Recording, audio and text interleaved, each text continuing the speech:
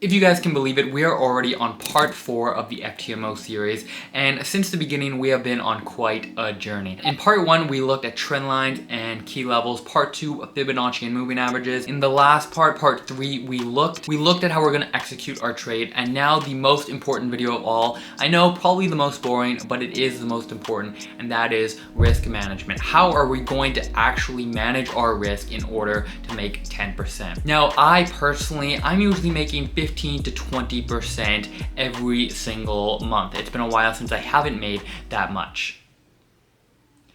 Now, the only thing that I need to tell you is that if you actually believe me, or if you believe anybody that actually says that, run. Run very, very fast. I have come to learn, since I have been trading for several years now, that making and earning and generating 10% every single month is simply not possible. It's not consistent. Some of the best hedge funds in the entire world will generate 5% in an entire year. So if you think that it's realistic for you to make 10% every single month, while of course remaining risk managed, that is of course the key. So you can stop typing those hate comments as I'm saying this, while being properly risk managed, simply is not possible. So in order to pass the FTMO challenge, since 10% is required within 30 days, we're going to need to make some adjustments from how we usually do things if we were trading a funded account or our own personal capital. You've seen them, I've seen them, we've all seen those screenshots on Instagram of people passing the challenge in one day on one trade.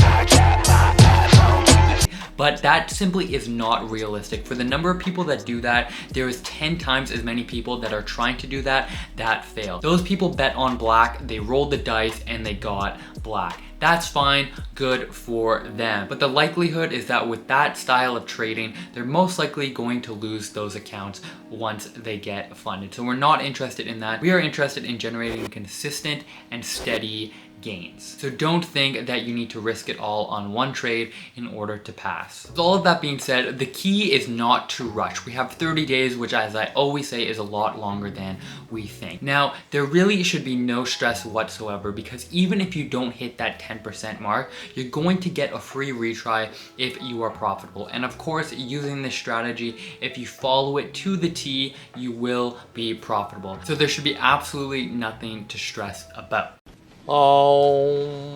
In regards to risk to reward, this is a question that I get very often. Now, as I've said in previous videos, we're going to be aiming for a minimum 1 to 2 risk to reward. Now, it's true, I have taken trades in the past that have turned out to be less, that have been closer to 1 to 1.5 risk to reward. And that can happen when you're taking partials and you're moving your stop loss to break even, and a portion of your trade gets stopped out at break even. But for the most part, we're going to be aiming for 2 to 1 risk to reward minimum. Sometimes we'll get more, we'll get a 3 to 1, and rarely, but sometimes we will get even more than that. So that's the first thing that you need to keep in mind. The second thing that you need to keep in mind is that we're only going to start the challenge on the absolute strongest possible setup. There's an analogy that I've often used in the past that has worked really, really well for me. If you're looking at a setup and you're debating whether or not you should get into it, just having that internal dialogue is probably a sign that you shouldn't be taking it. But we've all taken those trades where we've seen a setup approaching and we just know in our gut that this is absolutely a trade no matter what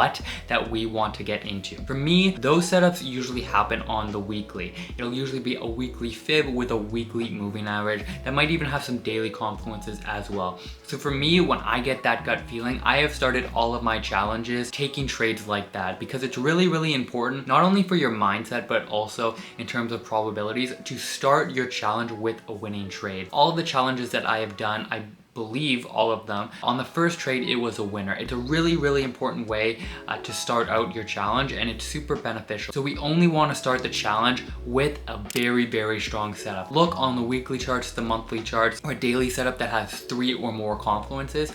It's really, really important, and you'll thank me later. It'll make the challenge much less stressful. The third thing that you need to keep in mind is that once we have taken our initial trade, how are we going to change and manage and adapt our risk? For the first trade, I really really encourage you to risk 1%. You're gonna be risking that 1% in order to make 2 or 3, or worst case scenario, 1.5. But since you're gonna be taking it on the strongest setup, that trade will make you profitable. Let's say you make 2% on that trade. What you're going to do is you're then gonna risk 1.5%. You're gonna risk 1.5 in order to make 3%, 4%, or worst case scenario, maybe 2%. So you're gonna be leveraging the gains that you have already generated with that first trade in order to risk more. If it's a losing trade, no problem. You're still gonna be up 0.5%, so that is fine. Worst case scenario, on your first trade, if it is a loser, you're down 1%. I now really encourage you to risk only 0.5% in order to bring your balance back up to break even. If you have a few losing trades at the beginning, your main focus should really just be on bringing the account back up into profit.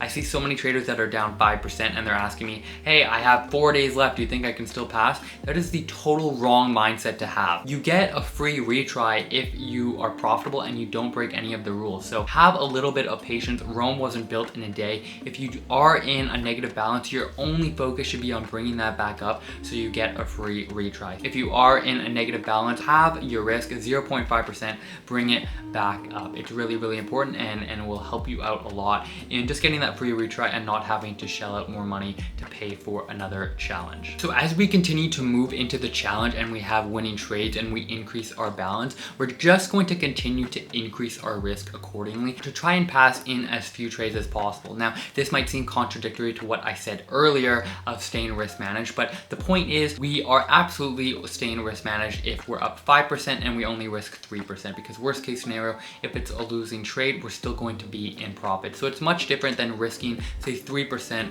on your first trade. Now, I wish I had more to say to you in terms of risk management and that there was a secret sauce or something that you could do that you're not able to find online, but that's just not the case. There really isn't anything overly special with risk management. It's really just developing discipline. Stay hard! And having the right mindset. Don't fall into the trap of seeing all of these flashy screenshots of passing their FTMO challenges in one day on one trade. Don't be that person. If you've done that, that's fantastic. But the reality is, in order to remain risk managed, even in the best case scenario, it's going to require a couple of trades at the minimum. So if you do follow this and you risk 1% to make 3%, you could very easily, maybe not easily, but it's very manageable to pass in 2 or 3 trades. So keep that in mind. This strategy will help give you guys the confidence you need and the right mindset to remain risk managed, to not blow the account and have to pay more money for another challenge. It's hard to believe, but we're already at the end of this series. I've had a ton of fun making this. I've really enjoyed hearing from all of you saying how it's changed your perspective on trading, that it's helping you with your challenges, helping you get funded. I've really enjoyed it overall, sharing what has helped me.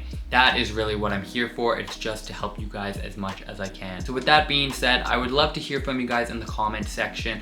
What are some topics that you would like me to explore a little bit deeper? I did my best to cover everything that I could in these videos. Some of them were rather long, but I tried to keep them as condensed as possible. But I do understand that some things could have been overlooked or underlooked. So let me know what you guys still have questions about, and I'll do my best to answer those in future videos. I do want to formally wish you guys the best of luck on all of your challenges. You now have all of the tools that you need to get funded. This is what I have used to pass 4 100K FTMO challenges.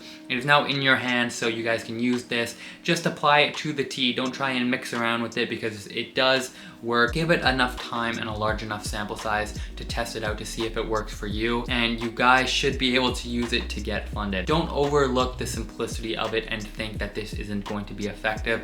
Like I said, it is simple, but it's not easy. So work on developing the discipline, following the rules, and you will see results. If you watched all of these videos, I really appreciate it. You guys have my gratitude. I really enjoyed it. And as always, I will see you in the next video.